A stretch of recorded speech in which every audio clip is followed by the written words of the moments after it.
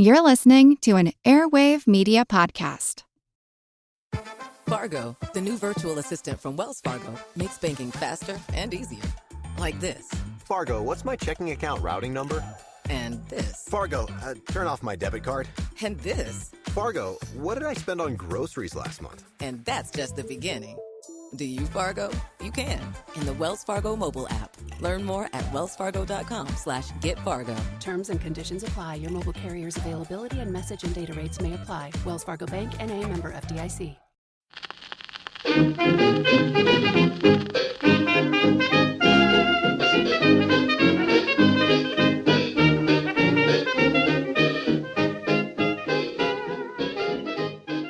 Hi everybody and welcome to Who Did What Now, the history podcast that's not your history class, with me your host, Katie Charlwood, history harlot and reader of books. Now before we get into anything else in this podcast, we have to start with the disclaimer. I have been known to use language which some have called colourful, some have called abhorrent, but it is what it is, and I have been known on occasion to make a sailor blush. So if you don't like the use of expletives at all, this is a gentle nudge to the door. Don't let it slap your butt on the way out. Okay, good. So hi everybody, welcome back, or if you're new here, welcome for the first time. Hey. I want to thank everybody who has been giving just ratings and reviews. Like, get them Apple Podcasts, Spotify, everywhere. Fantastic. I love you. I do. I've not been feeling great this past week. As it turns out, I stressed myself so much that I triggered my menstrual cycle, even though I'm on contraceptives, hormonal contraceptives. And it has exacerbated and amplified ADHD symptoms, and I am struggling. So it's been a bad week for me. And again, you're gonna love this, right? So again, the second time this has happened, a dude who was mad at me for providing factual information about Winston Churchill, after I blocked him on Instagram, went over to Apple Podcasts, gives me a 1-star review, complaining about my Instagram and saying that I'm playing a character because apparently being a historian and having coloured hair and being correct just doesn't work in his tiny little lizard brain. Yeah. So, if you haven't already rated and reviewed 5 stars, it would be so sweet and lovely if you would do that. If you've heard a cracking, that was my wrist. Ow. I don't know why I did that. But yeah, I read the reviews and I get some really amazing ones, honestly. I was in the top, 30 in the Spotify charts this week. What is that? Wow. And I was in the top 50 for Apple Podcasts. This was really fun. I was not in the right place where I could fully enjoy it, but thank you. I hate being negative. First thing when you come into the podcast, I'm like, grumble. But it's tough dealing with all this stuff, and everything that could go wrong did go wrong. And yeah, it's been a bit of a time, to be honest. Before I get into anything else though with the podcast, I'm going to talk about Trova Trip, because I keep talking about it at the end of the show when I really should be talking about it at the beginning. Basically, it's a week-long vacation in Scotland with me. And it's, I think, $3,200 for the early bird price, or there and thereabouts. And that's for the first 8 people who book it. And then for the next however many, it's 3-4. So you save $200 just by being early bird. So I know there's a deposit that gets paid first, and then you pay it up or whenever just before the trip.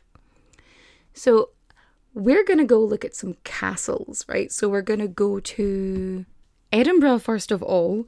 So there's going to be a city walking tour, go up to the castle, an actual castle tour. And I actually know a few really interesting bits and pieces about the castle. So it'll be interesting to know if the guide will also have that information. I mean, I hope he would, but I am that weirdo who knows the weird stuff. So yeah, we're going to go out of Edinburgh up to the Highlands. We're going to go to the Dunkeld Estate Village, Cairngorms National Park, which is it's just gorgeous. We're going to go on a whiskey distillery tour and tasting. I don't even drink whiskey, so you get to have mine. Whoever gets involved in this, you can have my whiskey. I will gift it to you. I don't drink it, because it makes me angry. We're going to go up to the Isle of Skye. I've never been to the Isle of Skye. Armadale Castle and Kilkerran Castle, which you may know some of these places. You may recognise them from Outlander, which I have opinions about, but it's historical fantasy. It's fine, but I have opinions, and I will share those opinions with you. I'm trying to arrange like a private show, not nothing weird. I mean, a wee bit weird, but nothing dirty. Or maybe a wee bit dirty, but like nothing bad. No, so I'm gonna do like a wee live show.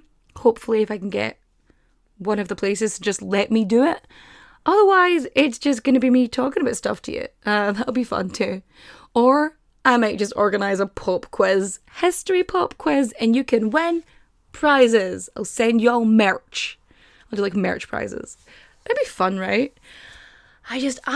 I love a wee castle, and we're going to 4 of them. I'm so excited. And we're going to do like museums and folk parks, and if we're lucky, we may see a wee Highland coo. Who doesn't want to have a wee Highland coo? But also, there's, was it 6 breakfasts and 2 dinners are including in the trip. But I know where to get the best food, because I understand the lingo of the Scottish people, so you are safe with me.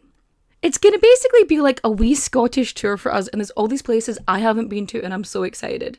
So the link is in the description down below, so if you're interested, just check it out. Oh, I know what you're thinking. You're thinking, quit your jibber jabber, in fact you I will. But first, we've got to get our source on. Our sources are Catch Me If You Can by Frank Abagnale Jr. The Greatest Hoax on Earth, Catching Truth While We Can, Alan C. Logan. Is Great Imposter a Great Imposter by Fayette Tompkins. To Tell the Truth by Joe Garrigola. The FBI, A Centennial History, 1908 to 2008. And of course, Scam Me If You Can by Frank Abagnale Jr. Are you sitting comfortably? Good, then let's begin. Now, I don't really talk about men on this podcast too much, because I feel like a lot of history about men has already been said, it's already been out there, and there's not really a lot else to say. But then sometimes you'll find a very interesting man, whether it's for a good reason or a bad reason, and Frank Abagnale Jr. is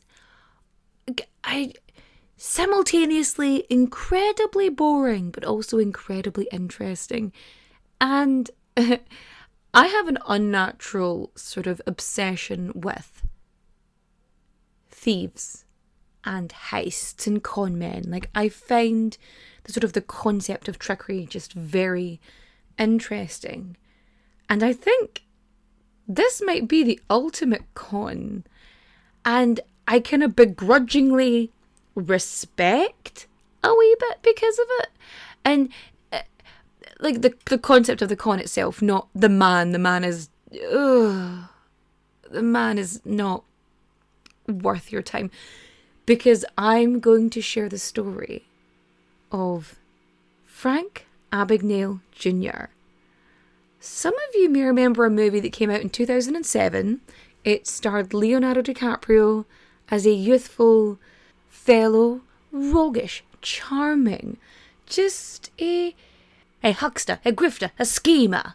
He was all of these things, and he, from the age of 16 all the way up to like his early 20s, he performs an array of feats which would dazzle and amaze even the most veteran of criminals.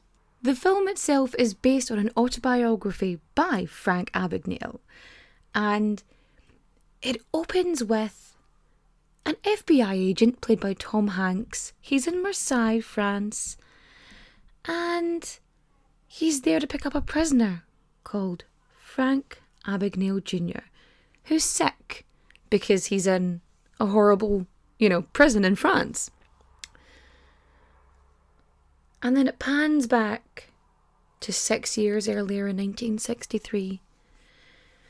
And Frank, he lives with his parents in New Rochelle, New York.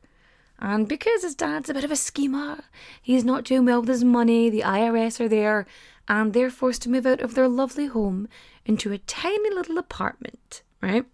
Then Frank discovers that his mother is having an affair with a family friend, no less. Then, obviously, the cat's out of the bag and the parents divorce. And being a 16-year-old and upset at his parents' divorce, he runs away from home. And so he starts doing a bunch of cons just to make money.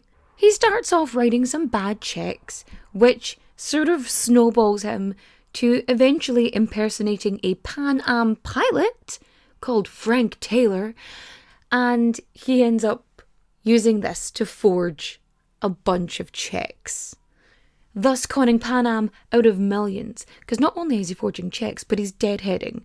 So he's like, the crew member that comes on board and just flies for free because he needs to get to his next destination.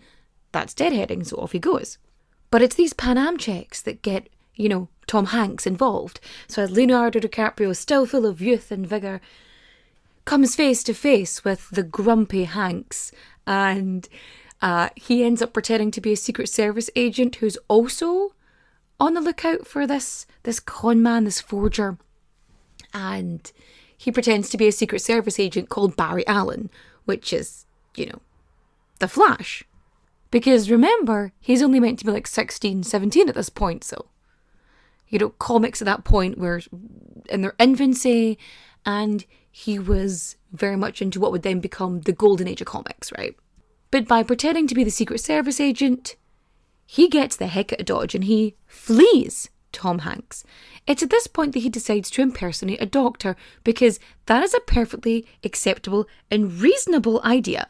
So he goes and does that, and he falls in love with this nurse named Brenda. And she's like meant to be sort of cute and adorable and naive. Frank decides he's going to marry Brenda. He asks her father for her hand in marriage, and then at their engagement party, they are tracked down by Tom Hanks again. Da-da-da-da! So he escapes their bathroom window, and Brenda is compromised because as he's waiting for her to show up at the airport, she shows up with some plain-clothed agents.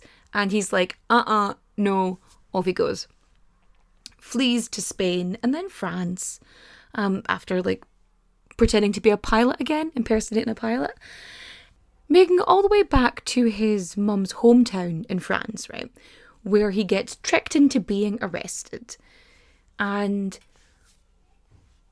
then the time skips forward a little bit, and it's, Frank being on the plane with Hank, Hank, I don't know. Anyway, so they're back on the plane.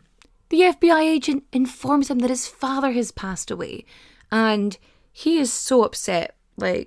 Leonardo DiCaprio, full of emotions, great actor, and he ends up just escaping the plane and going to his mum, who is now with the family friend that she was having an affair with, and they have a child. And so he is so grief-stricken and so upset by this that he just surrenders himself to Carl. He's like, Carl, here we go. And then he ends up working for the FBI. But he's super bored with it and stuff because, admin, ew. And so he decides he's going to pretend to be a pilot again. But then he's caught by Carl. Ooh, Tom Hanks is like, don't do that. And he's like, I will, let you do it one last time. And he's like, eh. And they end up working together in a bunch of stuff. That's how it ends. And yeah, that's the movie. And it's basically based on an autobiography called Catch Me If You Can by Frank Abagnale. And of course, this is the Hollywood version, so it's going to be a bit more colourful and fun and just, a good time. So the real story, or the story that Frank was pushing, was that between like the mid-60s and up to the early 70s, Frank was being a no-good con man. He was impersonating pilots. He was a doctor in Georgia. He was a lawyer for the Attorney General's office in Baton Rouge, Louisiana. He was a professor at Brigham Young University. And he also cashed more than $2 million worth of bad checks and across 26, I was going to say 62, 26 countries across the world. And this was while he was a teenager and being chased by the FBI. So, this story of this amazing con man, it's a fucking hoax. He made it up. It's the greatest con he ever pulled was convincing people that he was in fact this amazing, amazing con man. Right, so let me tell you the real story of Frank William Abagnale Jr., who was born on the 27th of April, 1948, to Paula Abagnale, who was French-American, and Frank Abagnale Sr., who was Italian-American. I don't know if being French-American and Italian-American is a good mix. I don't think it was for them, because they got divorced when he was 12, or they separated when he was 12, and they divorced like 3 years later. So when his parents split, Frank moves in with his dad and his stepmom, right? And so Frank basically claims that, the very first person he ever conned was his dad. Clearly he wasn't happy about having a stepmom, right? And so he gives him a credit card and a truck, and he racks up like over $3,000 worth of a bill on it, and yeah, doesn't really do too well for him there. So because of this, he gets sent to this reform school, or he says he gets sent to a reform school in Westchester. A Catholic reform school, so, one of the dodgy ones. But, he always said that he went to, these really prestigious private schools, and the schools he says he went to, which is quite funny that he says he went to, they don't have any record of him being there, or anyone with a name even similar to his being there. So, he was not at any of these private schools. It was all, bollocks. And on top of that, not only is there no record of him, but, people who went to these schools don't ever remember even a whisper of the man. Nobody remembers him. So clearly, either the best con man on earth, or, didn't actually go to these places. But anyway, once Frank reaches 16, he enlists in the US Army. And he's there for 3 months before he gets discharged. And 2 weeks, not even 2 weeks, barely a fortnight after he's discharged, he gets arrested for petty larceny, right? And that's in February 1965. A month later, he enters the apartment of this person in Mount Vernon in New York, right? He is dressed as a cop, so he's impersonating a cop, and he says that he's investigating this guy's daughter, and he's suspicious as fuck, because of course he is. There's a incredibly young looking police officer asking about your teenage daughter. Your hackles are going to be up just a wee bit. So he ends up calling the Mount Vernon police, just to double check to see if, they sent this officer around. And they're like, absolutely fucking not. Not even a little bit. So the police come in, and as it turns out, he somehow got a uniform. I don't know how he got the uniform, but he has a toy gun and a paper badge. A paper badge! I mean, I know it's the 60s, but that's a bit much, right? So he gets arrested and he gets booked in these charges, and he then, instead of going to like prison, and he gets sent for evaluation in the Grassland Psychiatric Institute in Westchester. Anyway, they clearly think he's okay, or at least not too bad, and he gets released. They're just like, hey, he's just being a silly Billy, right? And so he gets out. And in June 1965, he gets arrested in Eureka, California, because he stole a Ford Mustang from one of his dad's neighbors. And so there's like a picture of him in like the paper being questioned by like an FBI agent, because in order to like pay this, he had, forged a bunch of checks and done a bunch of like bad checks. And so he'd driven from New York all the way over to California. And these checks actually, he'd actually stolen them from like a family. So he wasn't even like forging them really. I mean, he was forging them, but he wasn't doing anything like clever. He was just writing checks that belonged to this family, like. And so he gets arrested. He's also charged with impersonating a customs official, but that gets dropped because clearly they didn't have enough like tangible evidence. But they could prove that he stole the checks, wrote the checks, cashed the checks, and stole the car. And yeah. So although he's like caught in California, like the FBI is involved because it crosses state lines, right? The crime crosses state lines. So yeah. He ends up getting transferred back to New York, and he gets released into his father's custody because he's 17. And they're like, oh, come on. Your dad's gonna take care of you now, give you a good smack. Because, corporal punishment was the way of things back then. And that will sort him out because, boy, golly gosh, what a silly boy. Just, like every teenage boy does. Every boy just nicks a car and goes on a cross-country drive, right? No? Okay. So, he's in his dad's custody, and he decides, I don't want to stay here. And this is where he, like, impersonates a pilot. So he goes to, like, a uniform company. It's probably the same place that he got the police officer's uniform. So he goes there, gets this pilot's uniform, which he pays for with money cashed from forged checks, right? So he's learned a wee bit since, clearly. And he goes around and promotes himself.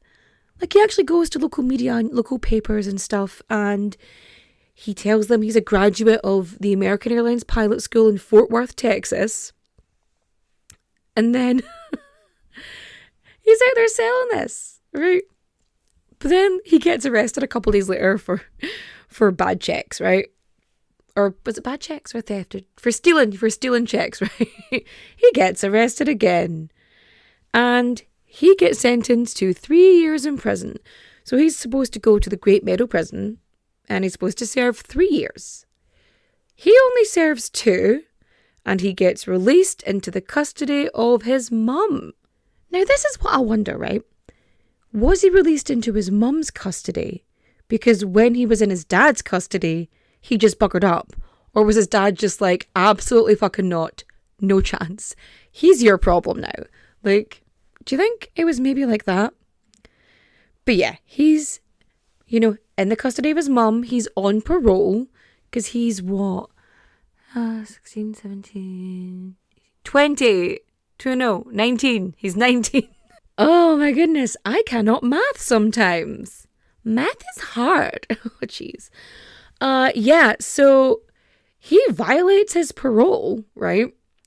By stealing a car in Boston. He's 19. He's 19 and he's already buggered up again, right? So, yeah. He has to go back to prison. And so there he is. Sent back to Great Meadow Prison for another year. So he does eventually serve his full sentence. I mean, that's good, right? Right? And after finally serving all 3 years of his sentence, Frank is finally released on Christmas Eve 1968. Now, habits are hard to break, especially for Frank, and he decides that he is going to impersonate being a pilot again. And so he's on, it's not Pan Am this time or American Airlines, it's TWA, right? And so he's on a plane flying from New York to Miami, and this is like 1969, where he meets a stewardess, a flight attendant, Paula Parks, right? Paula is pretty, she's smart, she's, she's what he wants, right? Obviously. And he finds out what hotel she's staying in, he finds her room, and he sends 2 dozen red roses and a £5 box of chocolate. And she's like, okay, that's nice, I guess. In his defense, right, in this moment, right, it's the 1960s. In the 1960s, if a handsome young gentleman were to send me 2 dozen roses and a £5 box of chocolate, listen, I use the decimal system. I don't know pounds, right? It sounds heavy. I assume that's a lot of chocolate, okay? So, in fairness, if somebody were to send me 2 dozen roses now and a box of chocolates, I would also be very, very appreciative. But he sends her this, and when she goes to fly to New Orleans the next day, he's waiting for her at the airport. Because what he does is being a sneaky wee bastard, he finds out her work schedule and he stalks her. He actually stalks her. Not so fucking romantic now, is it? So Paula, she does try and tell him that she's not interested. Like, my favourite thing I ever heard her say about him was that he smelt really bad because he smelt like fear. Which I think is probably one of the worst insults you can get. Like, he smelled awful because he smelled like fear. But yes, stinky man here, completely unable to take a fucking hint. He ends up following her all over the eastern seaboard. Like, what? And yeah, this lasts for bloody weeks. So he's doing this, and he even shows up at her apartment in New Orleans. Just shows up. And she's like, oh, hi, I have to go visit my parents in Baton Rouge. Clearly, this is like a very gentle rejection. I can't spend time with you because I have to go to Baton Rouge and visit my parents. And again, like talking to a brick wall, he thinks, sure, this does sound like a swell idea. I'll tag along too. So he goes with her to her parents in Baton Rouge. He goes there, he meets her mum, her dad, her brother, and they all think he's just super. The family are so taken by him that, like, Paula's mum, like, invites him back and promises to teach him how to fish. And they just adore him because they just find him so charming. But as they're driving back, to Louisiana, Paula tells him, no, we're done. I don't want to see you anymore. Showing up at my apartment and then traveling with me to see my family, bit much. And we're no. Just no. Paula and Frank, they part ways. They disperse, And she thinks that's going to be the end of it. Of course she does. Because she thinks he's a sleek wee bastard. He is suspicious and just kind of sleazy, and he doesn't pass the vibe check. Not even a little bit. But Paula is unaware of just how skeezy this fella is. Being a part of a royal family might seem enticing, but more often than not, it comes at the expense of everything else, like your freedom, your privacy, and sometimes even your head. Wondery's new podcast, Even the Royals, pulls back the curtain on royal families, past and present, from all over the world, to show you the darker side of what it means to be royalty. From icons like Grace Kelly, Oscar-winning actress turned Princess of Monaco, who the world saw as the ultimate good girl. She mastered playing a happy wife and mother, but beneath it all, she was desperately lonely. Grace spent her whole life working towards perfection, and it ultimately cost her her happiness. Or King Ludwig II from Bavaria. He was only 18 when his father died, leaving the crown to him and a duty to rule that he never wanted. He refused to lead, and used the funds from the royal treasury to further his extreme love of opera. But this choice eventually cost him the crown and his life. Follow Even the Royals on the Wondery app or wherever you get your podcasts. You can binge Even the Royals ad-free right now on Wondery Plus. Fargo, the new virtual assistant from Wells Fargo, makes banking faster and easier. Like this. Fargo, what's my checking account routing number? And this. Fargo, turn off my debit card. And this. Fargo, what did I spend on groceries last month? And that's just the beginning. Do you, Fargo? You can.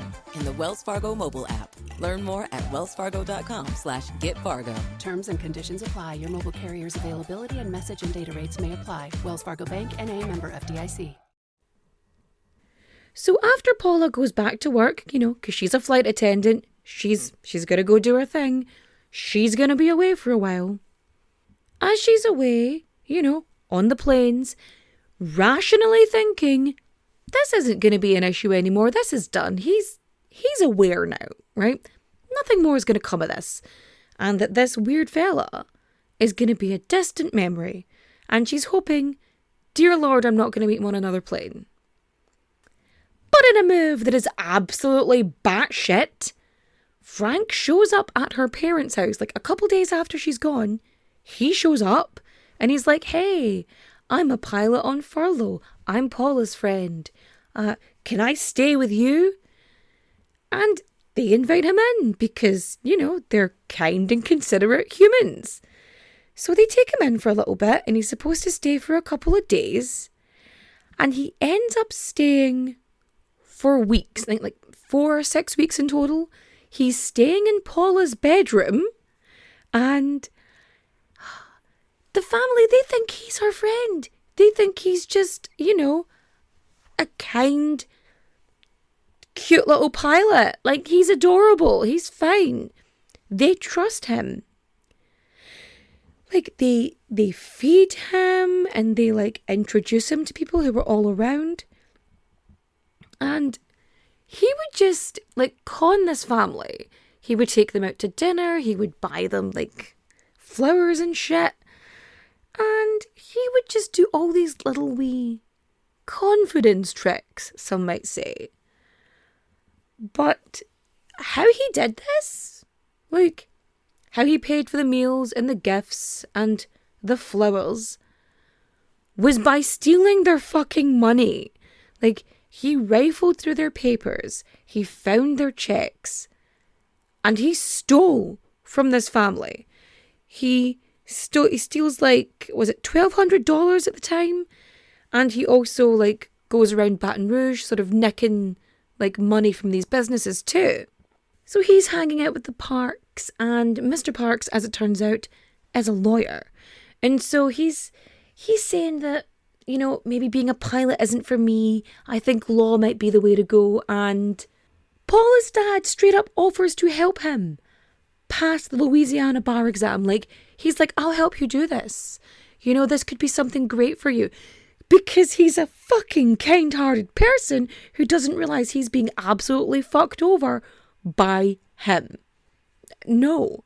So Frank's in Baton Rouge. He's staying with the Parks and he befriends a local minister who works in sort of all of these areas to do with children. And Frank convinces him that he has a master's degree in social work from Ithaca College. He's a pilot with a social work degree. Now, I'm not claiming that you can't have a social work degree and have another job, but those are two very long training programs. And he is clearly a young man. Like, the times just don't add up. But, everyone is charmed by him. He is convincing. And so when he says that he's looking for work with, vulnerable young people with disabilities, specifically intellectual and developmental disabilities, the Reverend is like, yes, we need more kind, young, considerate people like you, especially those with, social work degrees, because you know what you're talking about. Like, you can genuinely help these people. But as we know, can he fuck? Absolutely not. So, the Reverend introduces him to, like, the faculty of Louisiana State University. And they take one look at this boy and go, what? No, this is bullshit. As one of my friends says, my favourite saying is, what absolute fucking bullshit is this nonsense? What absolute fucking bullshit is this nonsense? Who is this child? Why is he here? So, and absolutely unsurprisingly, they inform the Reverend that this dude has no fucking clue what he's talking about. He is just a fraud. He's a fraud. And so the Reverend is like, okay, taking this on board because these guys, he knows they know what they're talking about. And Frank is, he's claiming to be a furloughed pilot for TWA. And being, not a total idiot. And he calls the airline. He's like, hey, any chance this guy is a pilot for you? And they clearly and concisely tell him, no, this man does not work for us. And after getting this information, the first thing the Reverend does is contact the Baton Rouge Police Department. And then on Valentine's Day, 1969, he's arrested. So initially they arrest him on vagrancy charges, but as it turns out, the car that Frank was driving was a rental car from Florida. So he has stolen a car, driven it across state lines, which he's, I'm fairly certain not supposed to be doing anyway. Like he's just as a general rule. So he had, fake identification, fake IDs. He had a fake ID. Hey, mister, he's got a fake ID. And so he's got like a fake airline personnel ID. And that's 2 for 2. So naturally, the police are like, we need to investigate a little bit more. And that's when they realise that he was stealing checks from the family and from Baton Rouge businesses. And so he's charged with theft and forgery. Naturally, he's unable to make bail and he gets convicted on the 2nd of June, 1969. But instead of sending the little shit to prison, what they do is they sentence him to 12 years supervised probation. Now, of all the choices they could have made, they thought this was the right one. This slimy motherfucker right here. But he's like, fuck this for a game of soldiers and gets the heck out of Dodge. And he flees to Europe. So he ends up going to Sweden and France. So when he's in Sweden, he's in, I think, Klippen. I'm not going to try and pronounce that in a Swedish accent because I sound like the Swedish chef. Which is funny because my brother lives in Sweden. So he ends up defrauding 2 families in Sweden. He steals one of their cars. I think it's an automobile. He steals a car. And then he ends up in Montpellier in France. So when he gets there, it's like 2 weeks after the warrant has gone out for his arrest for, disappearing. And this is the part where he's caught. He's caught on Montpellier. And I don't know if it's like his mum's hometown or his mum's family's hometown. Because I'm fairly certain his mum is just like a French American. As opposed to, French. Because they want to make it sound fancier for the movie. But yeah. So he gets arrested in France. And he gets sentenced to 4 months in prison. So because he's stolen shit, and they're like, okay. So he goes to France and he serves 3 months in Perpignan prison. And he only spends 3 months there because he then gets extradited to Sweden because he's convicted of gross fraud by forgery. And then he's in Malmo, which I think is near where my brother lives. He doesn't care. He doesn't listen to this podcast. Hi, Dominic. He doesn't give a shit. He doesn't. He doesn't listen to anything I do. But yeah, he lives, I think, near Malmo. And if he doesn't, then I wasn't paying any attention to anything he said in his conveniently now Swedish accent. But I digress. So, Frank says that the time he spent in these 2 prisons were the worst in his life because he lost like a third of his body weight in the French prison. And when he gets into the Swedish prison, it's like worse. It's dank and he gets ill and he's just not feeling it. So when he's in prison, he promises to, refund and reimburse and compensate, his Swedish victims, these families that he's frauded. He does not. And he gets deported back to the US in June 1970.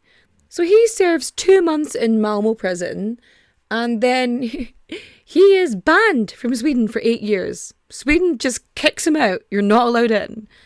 And he appeals this, but no. He gets deported back to the US. And you think they would do something, but no. June 1970, he is back in the US. And he's 22 years old. And again, cannot help himself. Gets himself a pilot's uniform.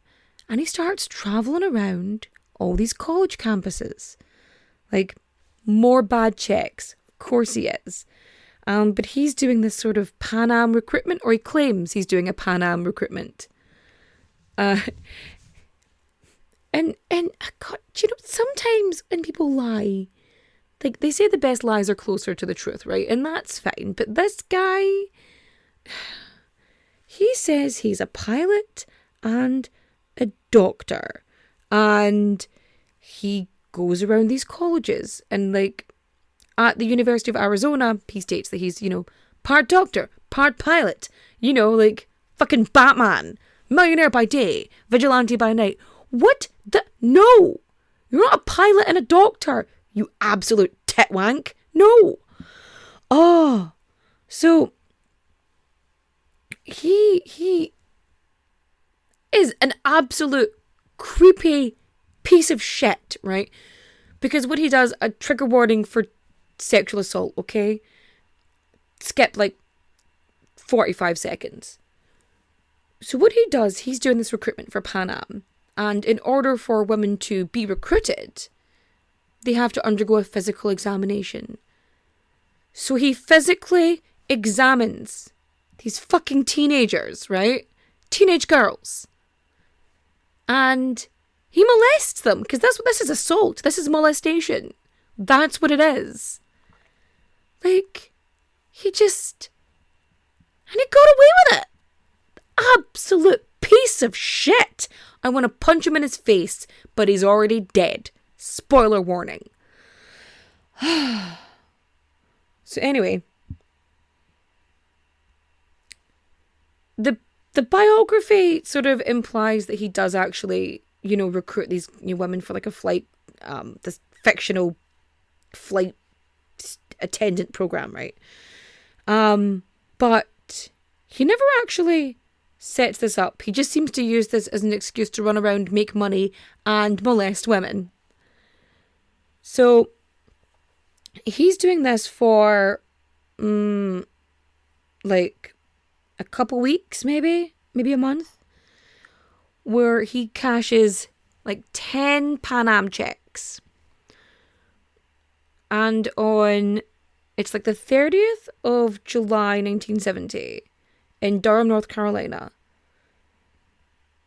he catches the attention of the FBI at this point because he has cashed 10 Pan Am payroll checks in these different towns, like, and eventually gets caught, I think in November.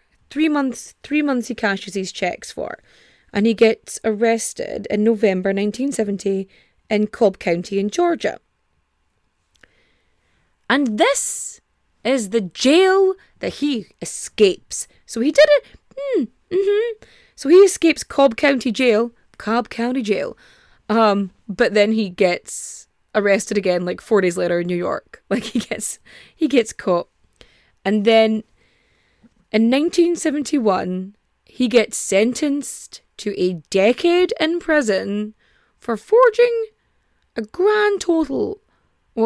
checks that come up to a grand total of $1,448.60.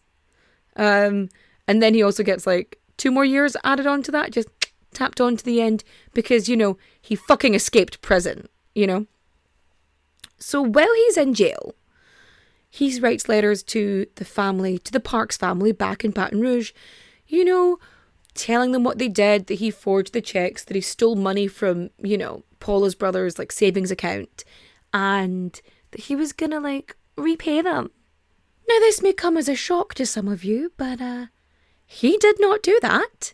He did not pay them back 1 bloody cent. Nothing.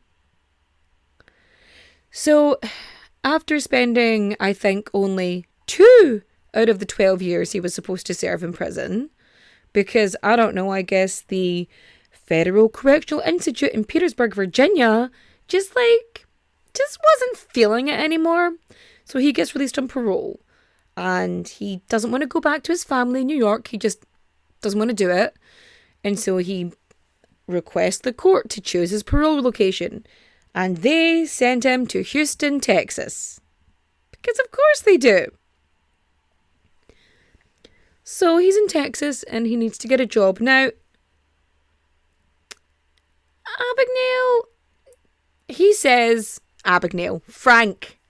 Frank, he says that he's like doing all these jobs, you know, but he gets fired from those jobs because, you know, they realize that he is a parolee, that he had, you know, criminal shit. But maybe. But again, sorry for that being really harsh for anybody listening with headphones on. 1974. What does he do? He gets a job at a children's summer camp. Camp Madison. And it's the 70s. You can get away with shit. So all he had to do was keep his head down and do, I don't know, his fucking job for once. And he would have been okay. But instead, he steals cameras from the other people working there, right? And he only gets fined, which is like so fucking shitty. But he manages to then, while still pretending to be a fucking pilot, or with a master's degree in who the fuck knows what, social work probably, pretending he still has that, right? And he gets hired by an orphanage. A fucking orphanage! Right, here's the thing. Like, if you're a parolee, like, this is in violation of his parole. Like, this is not good. So, he's in, like, the Houston area. He's working in this orphanage, and his job is finding foster homes for children who are living in the orphanage. And, you know, he couldn't just pick something small, something easy. But no, he needs something that has power, doesn't he? Like every job it has, or everything he pretends to be, there's a level of, what's the word? Well, there's power, but there's also respect. There's reverence, you know? It's you're looking up to it. You're above. You're aspirational. As my mother was like, you need to be aspirational, darling. I'm like, do I? I'm cute and funny and I like history, But aspirational? Who the fuck's gonna want to aspire to be me? Says me, who's literally in the pink hoodie I've been living in for a little while. Just while recording in my mother's bedroom because there is no other room in this house that's free. I'm doing my best, okay? So yeah, aspirational. He goes for all of these jobs that have esteem, okay? Because he can't just be okay. But luckily, his parole officer is not a fucking idiot and catches him in the act. And so he removes him from the orphanage and basically moves him into like this like little living space above his garage. Like, he moves him above his garage because he knows he cannot trust this skeezy wee bampot, not one bit. After this, he gets a job at Aetna where he is fired and sued for check fraud. Why are we even surprised? Now after this, he does something good. I don't know what the good is, but he does something because it was enough for his parole officer to suggest that he start doing talks about, how he is a reformed criminal, how he is doing well, and not being an absolute dodgy bastard. And it's from here where he starts doing these public talks. And so he's going around saying that between the ages of 16 and 21, he was a doctor in a Georgia hospital for a year, an assistant state attorney general for a year, that he served 2 semesters as a sociology professor, and that he was a Pan Am pilot for 2 whole years. He also says that he recruited university students as Pan Am stewardesses, and that he travelled throughout Europe with them for 3 months. He talks about escaping the FBI on an airplane, no less. And my favourite part of this is that it's like he managed to escape by going through a toilet on the airplane while the plane was taxiing on the runway. Like, that's his story. Like, yeah, okay, cool. So he starts doing these talks, and then the talks get really popular, and then he starts writing his books. But during this, he manages to get married to his wife, Kelly. So they get married, they have 3 sons, and then in 1985, they move from Houston to Tulsa. So, like, he says he met his wife when he was working as an undercover FBI agent, and she was a cashier in a grocery store. Like, either this woman is so naive and genuinely believes this man's bullshit, or she's in on it. Like, that's gonna be it, right? It's gonna be one or the other. But yeah. So while he's out and about doing these speeches, he's also setting up his own business. He founds Abagnale and Associates. The purpose of this company is to advise company on secure documents. Basically, to warn them against check fraud and other kind of fraudulent shit, like document frauds and other such bullshit. So it's all about scammers and how scammers operate, and that's his whole business. And so while he's doing that, he's doing all these talks. So he starts doing this, and by 1977 he ends up on To Tell the Truth. And he also ends up on The Tonight Show with, was it Johnny Carlson? And so the story of this con that he says he pulled, just becomes a mega hit. So, it's what year when he writes his book? He writes his book in 1980, so 3 years after, he basically goes the 1970s version of going viral, right? And he writes a book in 1980. And then he writes, a couple more books, like Catch Me If You Can is his autobiography, but then he does other books on identity theft and scammers and all this kind of stuff. And he does really well. But when he's doing these talks around all the way from the 70s, all the way up to before he died, these journalists start catching on that he's talking absolute bollocks, right? So by the early 2000s, you know, the kids are grown up, he's with Kelly, and they move to this Daniel Island, and was it one of the Carolinas? South Carolina. So they had filed for bankruptcy and like with nearly $2 million in debt. Although now they don't seem to have that. Probably had something to do with the movie. But yeah. So Frank's whole thing is that he doesn't like con the little guy. He only conned the big guys, the big guns, and all that kind of thing. But yeah, it's not even remotely true. All he did was steal from the little guy consistently, just over and over again.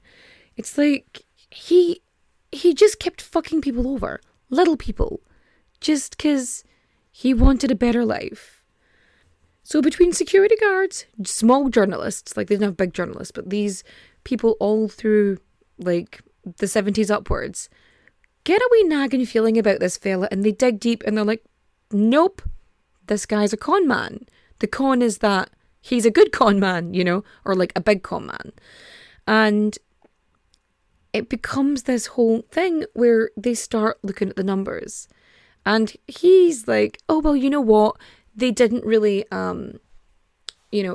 want to say anything because no company wants to admit that I took this much money from them, and the FBI don't want to admit that they couldn't catch me. Ha ha ha. Like, I'm in their like 100-year anniversary, like, coffee table book. I have looked through that book, my friends, and let me tell you, he's not fucking in it. That was a hard read. It was very heavy. But anyway, he says that he stole so much money, right? And like millions. He says, what is it now? 2.5 million? He says he cashes $2.5 million.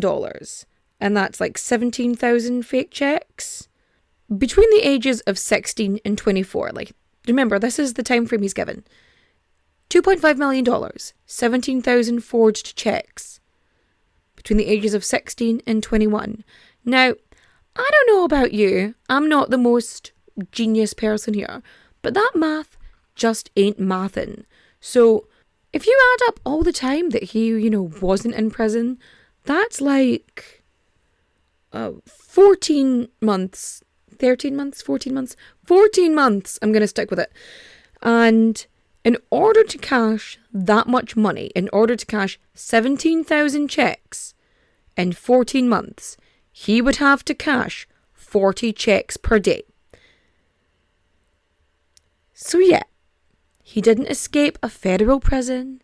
He did not escape, the FBI.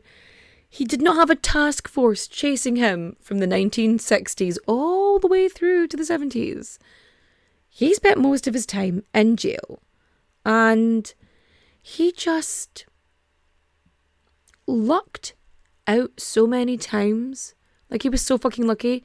He gets a shorter sentence. He gets probation. He gets a slap on the wrist. Of course.